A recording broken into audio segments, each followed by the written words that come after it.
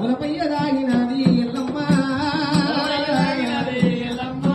నాయనార నాయన ఓదంగమయ్య ఓ తల్లి పార్వతి పార్వతి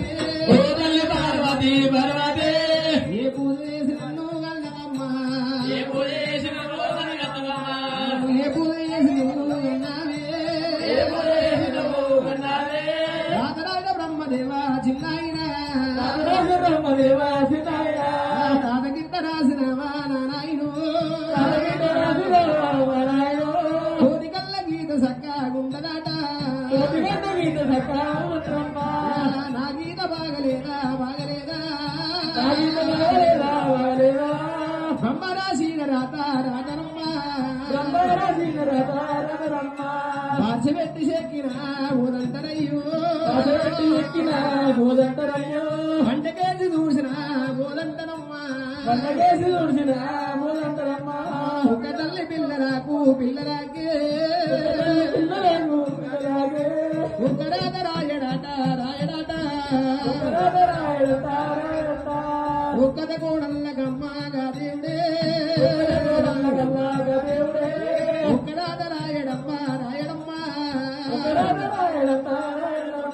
ముందరపోతే వాయిగా తీనగాయనే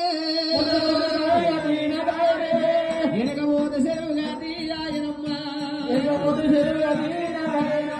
ఊరమోర ఎల్లునమ్మ ఎల్లమ్మో ఊరమయ్యదాగినదే అమ్మలారా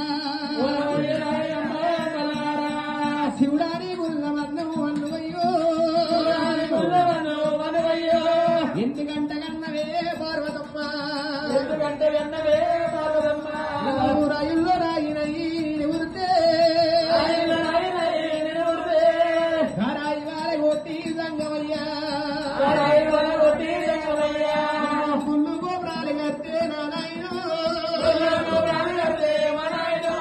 అట్ల కొంత పుణ్యం వల్ల దొరుకునేమో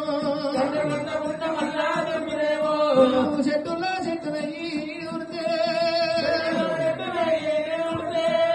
ఆ చెట్టు పూలు కాస్తే శివలింగమయ్యా అట్ల కొంత పుణ్యం వల్ల దొరుకునేమో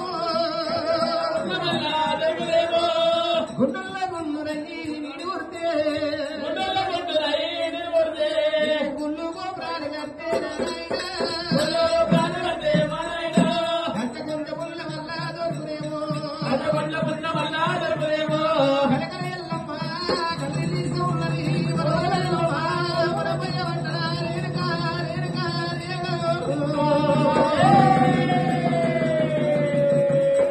అమ్మవారి ఎల్లమ్మ దేవి ఎల్లమ్మ అమ్మగారి రాత భాష చెక్కిన పోగంటనమ్ము బండికే దూసిన పోగంటకు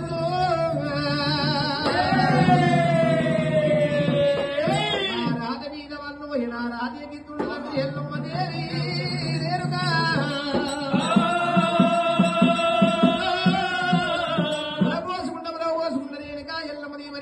కైలాసు లోపల ఉండగా జగని పట్టణము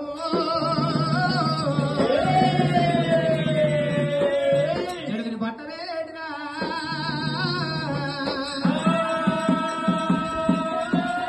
జలముని పట్ట వీర రాజ గౌతరాలు ఉన్నదట గౌతరాలు వారి ఆలయమ్మది ఉన్నదట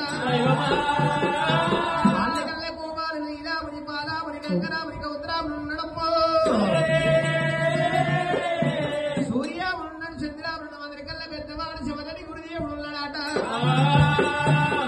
ఆలకరికరి మీ ఆలయం రాజ గౌతరాలు 7 మంది కొడుకులు కన్నది కానీ రాజకలేదురా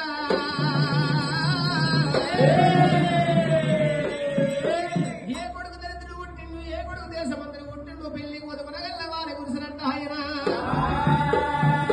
7 మంది కొడుకులు పెరిగి పెద్ద వాళ్ళైతే ఉండగా అన్నం ఒక మృతమైందంట గంజి ఒక మానకమైంది రొట్టు ఒక కచ్చమైంది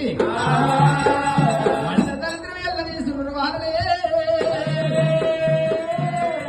శంకరుడు కైలాసంలో బలైన అన్నం లేని వారికి అన్నం పెట్టబోడా సంతానం వారి సంతానం ఇచ్చిన కోరి గతి లేని సంసారం వేయచ్చు కానీ శుద్ధి కలిగిన సంసారం వేయరాని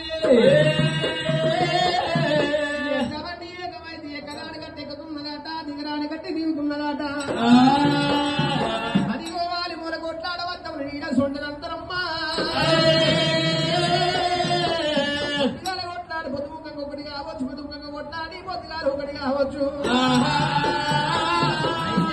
పట్టి 15 బట్టి శంకులు వేదుకుంటామని కుండరు భార్య భర్తలు పున్నా దంపతులైనా